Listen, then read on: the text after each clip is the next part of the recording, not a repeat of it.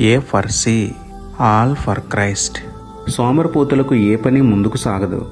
ప్రార్థన లేని వారికి ఏ పనిలోనూ విజయం దొరకదు. ప్రార్థన.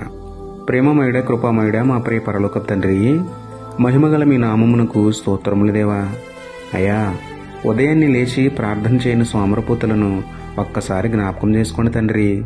నిద్రమత్తు వదిలి నిత్యదేవుడిని మిమ్మల్ని స్తుతించి ప్రార్థించే బుద్ధిని, జ్ఞానాన్ని మాకు అనుగ్రహించండి తండ్రి.